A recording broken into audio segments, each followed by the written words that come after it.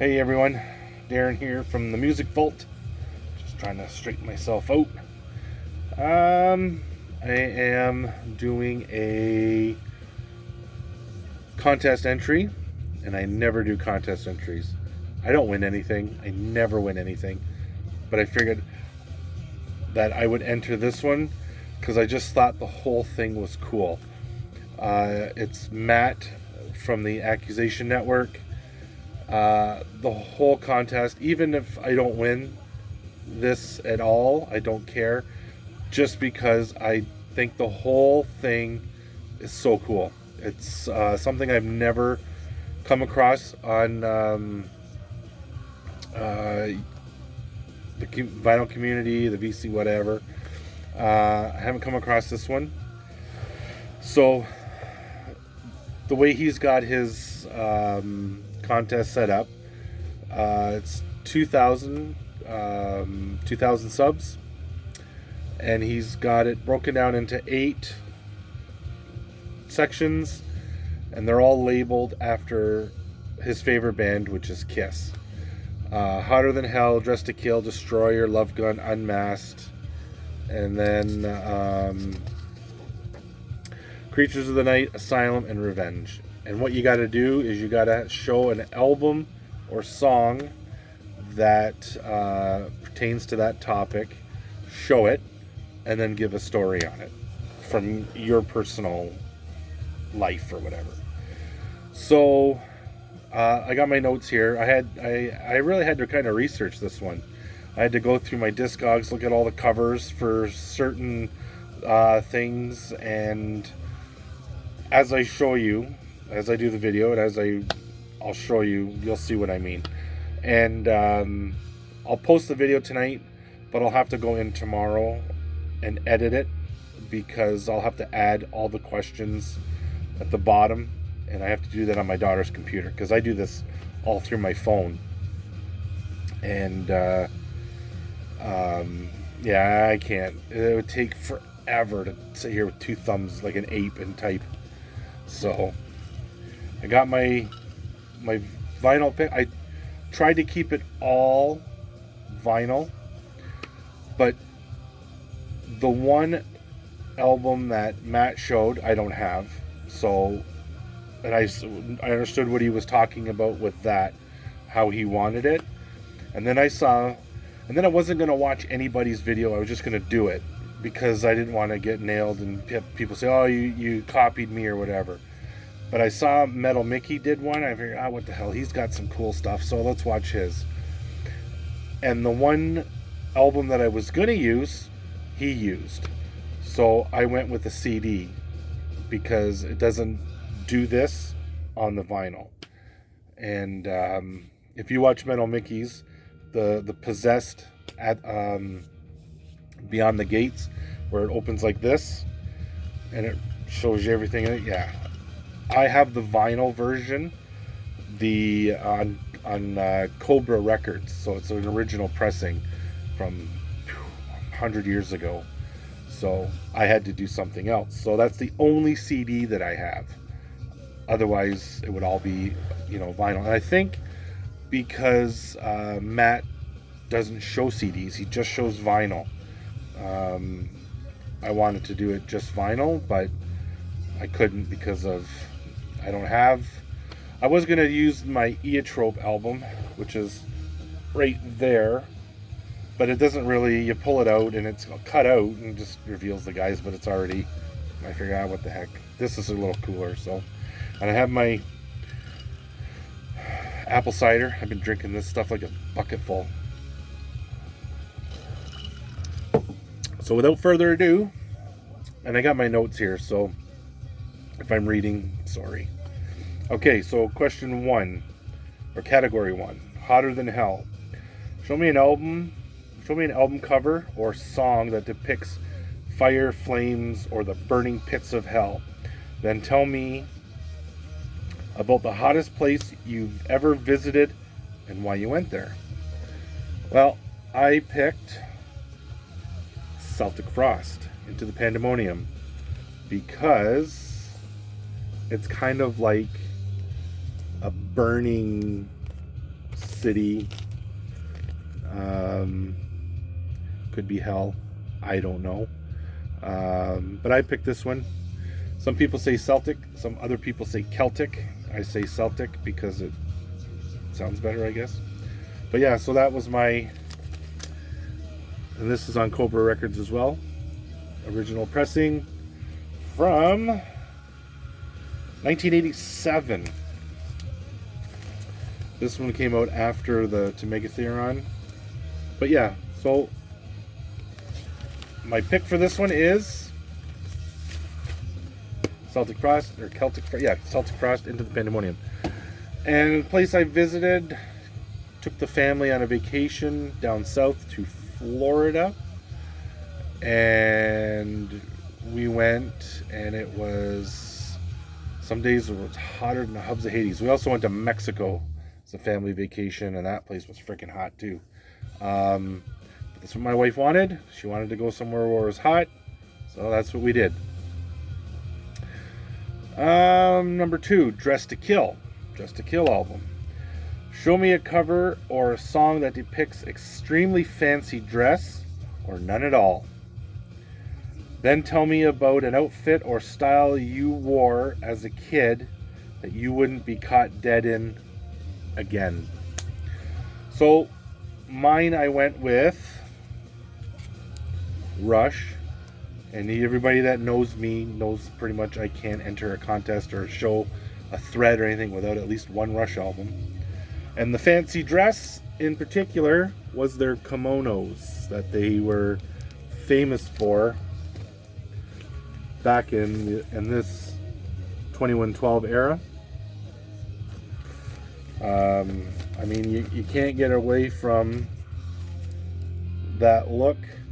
Even Alex in that hat, I tell you. So yeah, so Dress to Kill, I would say Rush 2112. And there's 2 things I'll rifle off. And the other one, it wasn't so far long ago. So I used to have really long hair. Yeah, I mean, we're almost bald, but I used to have really long hair. And my mom, when I lived with my parents, I got a job, and she's like, maybe you should cut off all your hair to get this job. So I'm like, oh, whatever. So I went and I cut it all off, and I'm like, whatever, I hated it. So I wanted to grow it back. Well, I grew a mullet, and it was pretty long, but you know, the business at the front, party at the back. Yeah, well, needless to say, I didn't have any girlfriends in that period. So that's one. And I advise all you kiddies out there that have mullets, get rid of them. And another one is when I was a kid, my mom bought me this purple and cream colored coat. And I freaking hated this coat. Hated it. Wore it to school a couple times, got made fun of. Hated it. And I tried everything to never wear it. My mom always made me put it on. I fought her tooth and nail. So yeah, so this purple and cream colored coat made me kind of look like the Michelin Man, and I just hated it. So anyways, so that, yeah, so but between Rush and that coat, I'm surprised I don't have a stutter. Destroyer. Show me an LP cover or something that depicts someone or something destructive. Tell me a tale of destruction, however you choose to describe it. Well, I went with Jungle Rot, Terror Regime. And something destructive is that huge ass tank on the front. And all the needles and whatever paraphernalia on the back. Great band. They're from I don't know. Excuse me, hold on. I don't know where these guys are from. Great band though. I think I have pretty much every release they put out. something destructive. Went to a party once, and it seems like anything ever destructive comes out of a massive house party when you're a kid. I used to have them, and I had buddies that would watch the house, and you couldn't destroy nothing at my place. My buddies would kill you. However, unfortunately, the hypocritical side of the story is we went to a party once at a buddy of mine's neighbor's house, and I didn't so much as, but I was there. They trashed the house, put holes in the walls. They stole the clock off the wall going down to the basement. They trashed the dining room. They dumped plants all over the soil, all over the place. Just trashed the house. Went outside, switched all the license plates on the cars so they were all different license plates. Yeah, they're just destroyed the house. Needless to say, I don't think I ever saw that guy after that party. Love gun. Show me an LP cover or song that depicts a firearm or a larger projectile weaponry, such as cannons. Tell me a story that involves getting a girl or involves guns. Wow. I went with AC/DC. You can't beat that cannon. I heard a story once where they were playing in Edmonton, Canada, and the end of the song or the end of the show, they fired this, and it did apparently it was so loud it did a lot of damage to the arena, or did some damage to the arena. That's what I heard, the story that I heard. I mean, you hear stories of Motorhead being so loud that, whatever. But yeah, I heard that after these things went off, they were just so loud, and that they actually did damage to the auditorium that they were playing in. And Love Gun, getting a girl, I can't be bothered with that story or any of those stories. But story involving guns, I would have to say the one story that two stories. I had an uncle that used to go hunting, and he had a cottage up north. So we'd go to his cottage up north, and he'd get out he had a little 22 rifle, I think.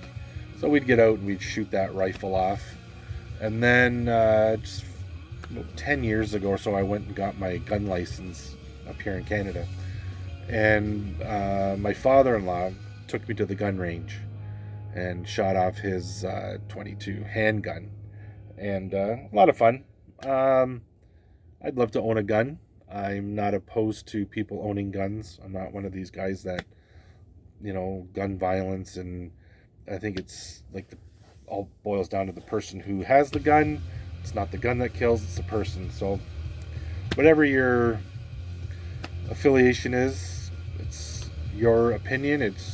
You're allowed to have it, and I respect it. So, but that's my story on that. Unmasked. Show me an LP cover or something that depicts the revealing of something or someone. Tell us a story about your favorite Halloween costume. Well, for this one, this was the one I was going to use the possessed thing on, but I used my CD, Death, and you open it up like so to reveal the front cover, Spiritual Healing. Now this to me is kind of the cover. It's kind of it depicts Christianity in it, to me, in a bad light. It shows the charlatans of Christianity that do it to bilk people of their money, and I think that's what he was going for. So yeah, and my favorite costume, I guess, would be I haven't dressed up in 100 years. So, I think I remember going out as a punk rocker when I was a kid. Although I loved the music, punk rock music, which is playing in the background, Canada's Black Halos. That was their first album. Yeah, I used to dress up like a punk rocker. My mom would put all that color in my hair and wear my Motley Crue t-shirt and put fake earrings in and blah blah blah. So yeah, that's the extent.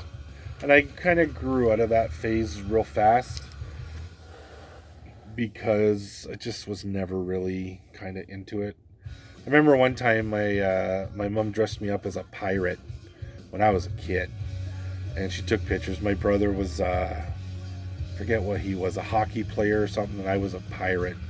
And I had the big sash with the sword and the thing and the patch and the fake.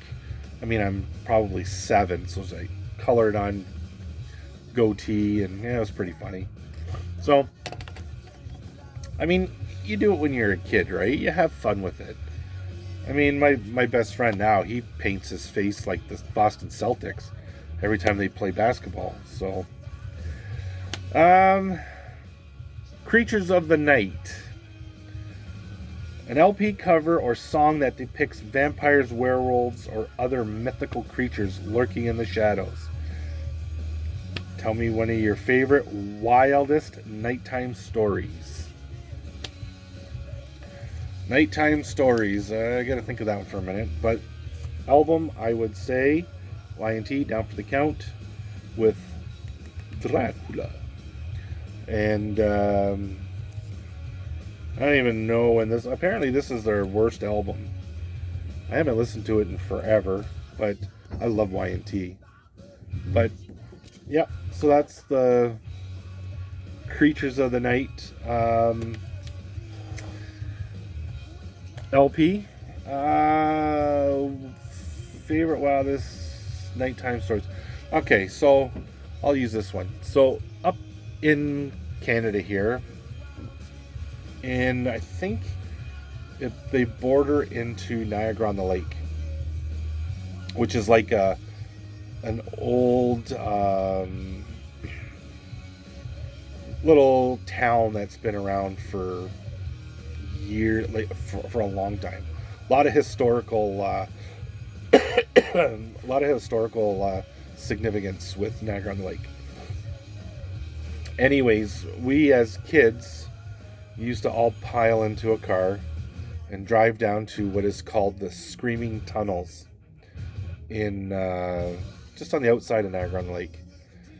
And story goes, there's a house that's directly across from the tunnel. You don't dare go in the tunnel because it scares the crap out of you. But the story is that there's a house that is directly across. And if you were to see what I'm talking about, like the house is here, the street's here, the tunnel's right there. It's like your neighbor. Like just within stone, like it's arm's length away almost. And I heard the one story, something about the house caught on fire and somebody come running out of the house on fire and ran through the tunnel, and then you can hear them screaming at like 7 o'clock on a whatever night. And it might be a little rusty on the story because it's been forever since I've been there, and I took my daughters down there the one day in the daytime to show them. Anyways, so this one particular night that we were going down there, it's like farmland, right? And we drove by this one house really slow because it was called the Devil's House. For some reason, somebody nicknamed it the Devil's House or whatever. And we shone a flashlight in the top window. Now, the house was off, but my buddy had a powerful flashlight. Just was able to see a shadow. And something popped up that looked like it had horns and scared the crap out of us. So we all hit the gears on that car and we were gone. But we laughed and laughed and laughed about it that night. And then we went drinking somewhere and whatever. But yeah, when we were kids, we used to go down to the Screaming Tunnels. Show me an LP or a song that depicts insanity, committed to a mental facility, or on the path to losing your mind. Tell me the craziest dude you know. All right, well, I went with Heathens, Breaking the Silence. I just think the album cover depicted losing your mind, already lost your mind, going crazy because of the noise. And if you look at here, and if you look at the cover, you see all these skulls kind of screaming and whatever. And the album's called Breaking the Silence, so it's kind of like, you know, maybe a play on words or something. I don't know. But yeah, so that's my going nuts or losing your mind or going mental.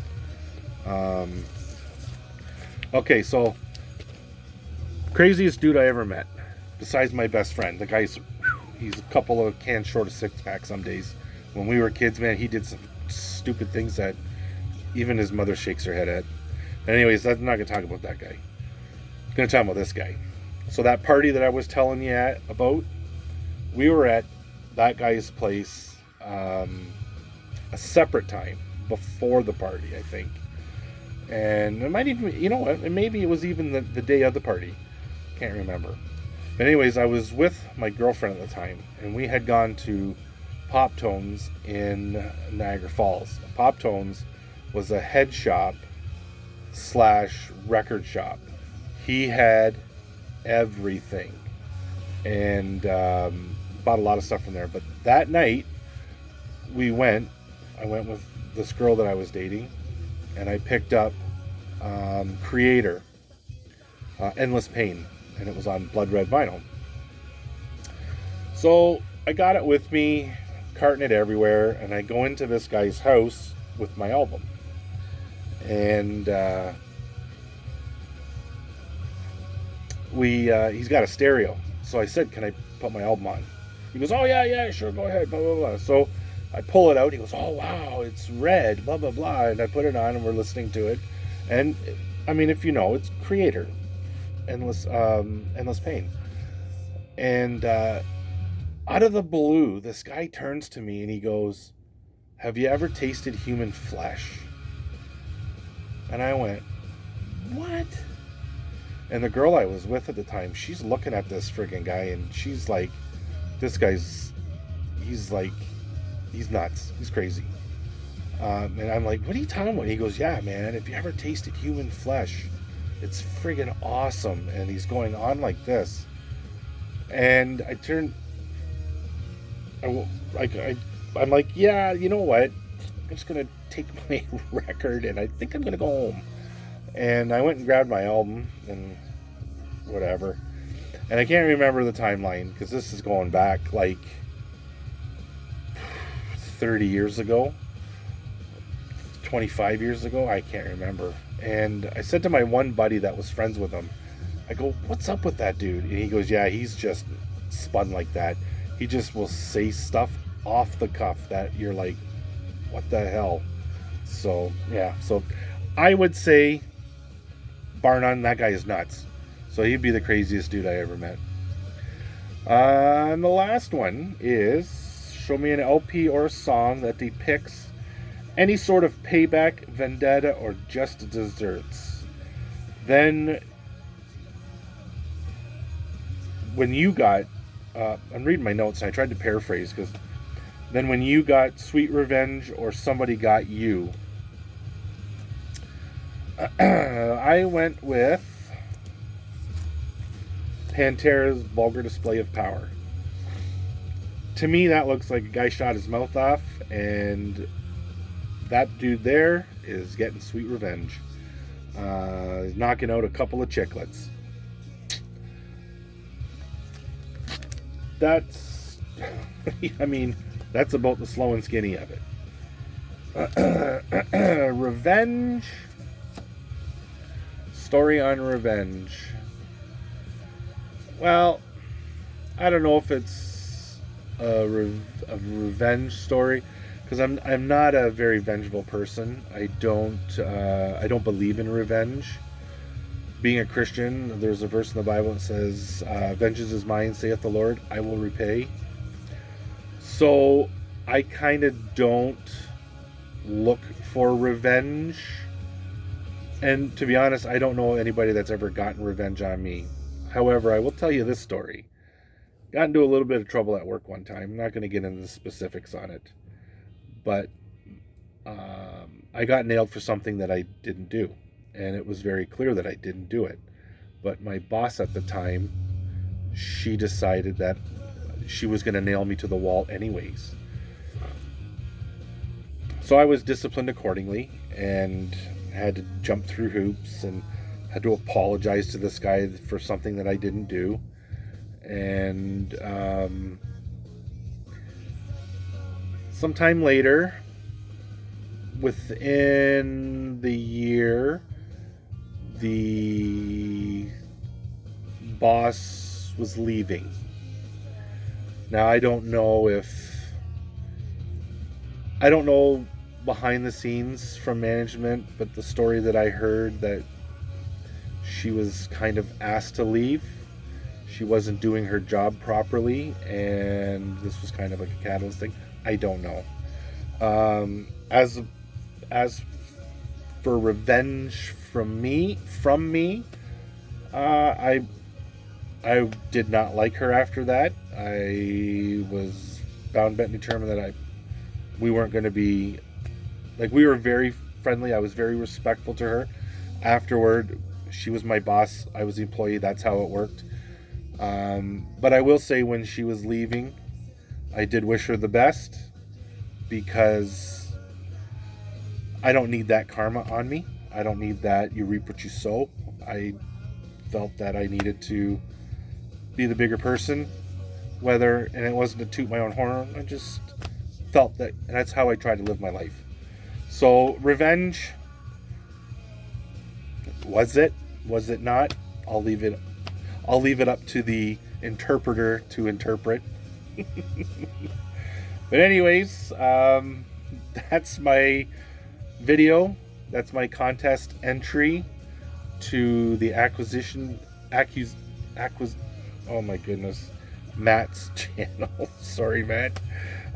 Congratulations on 2,000 subs. The Accusation Network. Oh my goodness. Talk about, you see what happens when you ramble. But anyways, congratulations, man. You have an awesome channel. I love watching your videos. I love watching some of the collection that you get. And I think it's great. Anyways, those are you watching. If you want to sub. If you don't, that's cool. If you like my video, thumbs up. If you don't like my video, thumbs down. That's okay. I'm cool with it. I do it for fun. But anyways, I'll see you dudes next video. Later.